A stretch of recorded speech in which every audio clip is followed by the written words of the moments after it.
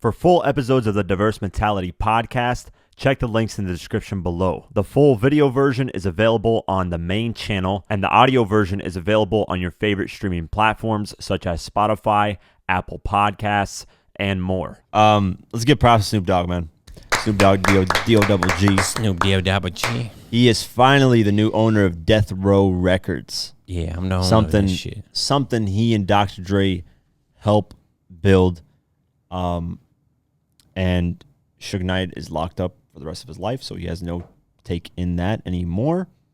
And rightfully so, man. It should go back to Snoop. It should go back to Dr. Dre. They're the shit that built it. If it wasn't for them, Death Row Records really wouldn't be shit. So shout out to Snoop for owning it. So he Let's made go. the right move. Yeah. No, he wanted to own it for a while ago, but Hasbro bought it. The Hasbro company bought like a huge company that had Death Row Records in there for like $4 billion. So let's go over the article. Yeah, Shit. It's crazy. $4 billion. Death Row Records has exchanged hands numerous times since its 1990s inception. But now one of the OGs of the iconic gangster rap label has returned to his roots and bought the brand. According to a press release, Snoop Dogg has acquired Death Row Records brand from MNRK Music Group, formerly E1 Music, which is controlled by private equity funds managed by leading global investment firm Blackstone. Although terms of the deal weren't disclosed, Hasbro Toy Company purchased MNRK Music Group in 2019 for $4 billion and inadvertently became the new owners of Death Row. In April 2021, Hasbro announced it had sold MNRK Music Group to Blackstone for $385 million in cash. Needless to say, legendary hip-hop entity likely wasn't cheap. So they bought it for $4 billion and sold it for $385 million. God. That is a huge loss. Whoever made that business decision immediately got fired. That is horrible, bro. $4 billion to $385 million. That hurts my head. That's like Bitcoin plummeting right now to $1,000. There's a joke. What's the fastest way to become a millionaire in the aerospace sector? What? Start with $1 billion and create your own airline. That's how much You'll people. Yeah, That's the joke, guys. In like you'll get raped. Yeah, man. Yeah, it's too much. Damn. So Snoop Dogg said, "I am thrilled and appreciative of the opportunity to acquire the iconic and culturally significant Death Row Records brand, which has an immense untapped future value." That's what I like. Is Snoop Dogg sees a future vision for this label. And only Snoop Dogg and Dr. Dre can execute that because they were the main ones building it. It feels good to have ownership of the label I was part of at the beginning of my career, and as one of the founding members, this is an extremely meaningful moment for me. I would like to personally thank the teams at Blackstone, MNRK, especially David Newtonbaum, who worked collaboratively with me over several months to make this exciting homecoming a reality. I'm looking forward to building the next chapter of Death Row Records. He is the executive creative and strategic consultant at Def Jam Recordings. So, yeah, he's been wanting to do this for a while. It's been like a dream of his. So, I'm sure he owns a part of Death Row. I don't think he flat out owns it because it seems like what he said in the statement. He said, it feels good to have ownership of the label I was part of at the time. So, yeah, he might own it flat out. I thought he said a part of the label.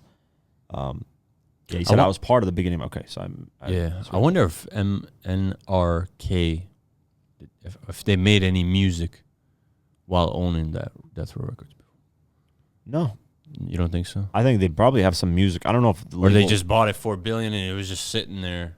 Yeah, Hasbro, the toy company, fucking bought it accidentally. Like they didn't know Death Row Records was part of MNRK. So, like, imagine a toy company, kid toys company, owning Death Row Records. Yeah, I don't know how the hell you make that. Yeah, it was part of the deal, and they just fucking bought it. So they're making what do you call that? The animal toys that you put in bed. What do you call them? Stuffed animals? Yeah. And then on top of that, you got like Tupac's whole discography. Yeah, it makes no sense, bro. When people announce that Hasbro owns Death Row Records, people are like, what the fuck? It makes no sense at all. Just the correlation is. So, yeah, shout out to Snoop Dogg. A bunch of old white execs sitting up there. It's like Tupac would be turning in his grave. All those guys. Like, I would have loved if Tupac was alive to actually own, part of Death Row, and Dr. Dre and Snoop to actually, the real ones that built it. You know, in Dragon Ball Z, or is in Dragon Ball, the whole universe, whatever. How sometimes like he's like confused.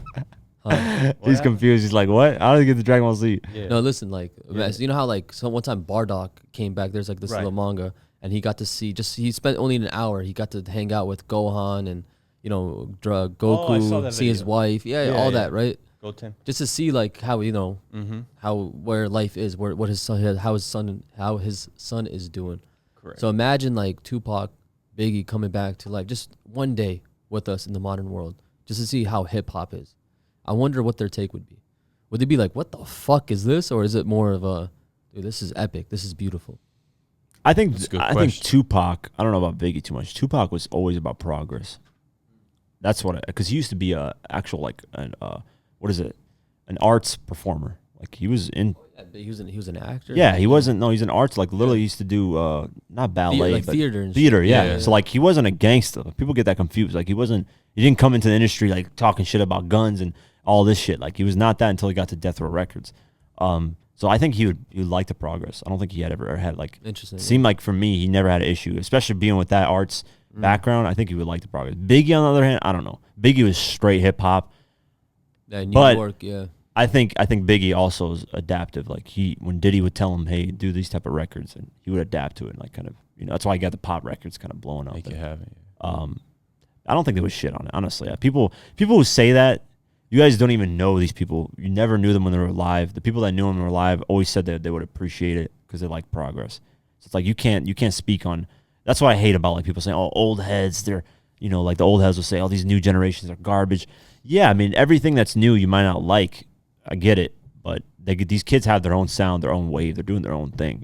It's new, something different. So you can't hate on that. So if it stayed the same, imagine hip hop stayed with boom bap beats for the next 30 years. The shit would die out. It wouldn't be the number one genre in the world. It wouldn't. It would die out a long time That's ago. a fact, man. You have to change That's a and good evolve. way to look at it. Yeah. So Yeah, But every genre goes up and down, so Yeah. hip hop we could be seeing it. So it's so saturated right now, man, that yeah, but people it's are- hip.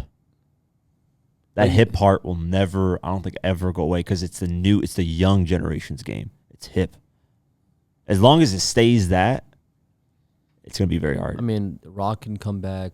Other genres can come back. No, country right now is Morgan Wallen's killing Yeah, it. He's yeah, on the so- charts. A lot of genres come. Hip hop, bro, it's got the culture on like a chokehold. Everything that these rappers do spreads to other artists. Morgan Wallen wants to do a track with Lil Durk. He's a fucking country artist. It has nothing to do with hip hop. Taylor Swift, I want to do a song with Young Buck or like just random shit. It's like, so they have their control on the culture and what influences hip hop has that, man. And I don't think that's going away anytime soon for a while, man. Especially with Kanye, the clothing that he's doing right now, dominating. He's from hip hop. It's like a lot of this shit is just not going to go away. It's gonna take a while. It's gonna take a new genre that just is so different and fire that, I don't know. I don't see it going away anytime soon. I looked up the world's biggest music genre, pop. Pop? That bubblegum shit, yeah. Yeah, it's popular. That's what it Yeah, stands yeah. for. So, but technically, a lot of pop is hip hop. So it's like They got hip hop and rap on number 2. The hip hop, Rock pop, 3. they created pop for Michael Jackson. Straight, he's That's the king. literally He's the king. Yeah, of he pop created music, like yeah. they didn't know where to put his category in Yeah. music, and so they created pop. Damn, That is super insane, gangster. bro. Like you create a whole First to genre. market. That guy Yeah. is something. No, he's the else. king of. That's why he's the king of. Yeah, people. I think he's the king of music. Period. I don't think just Yeah. pop. I think he's the king of music. There's nobody's ever gonna do what he did ever. I don't think we're ever gonna see that again. I agree, man. Yeah. It's like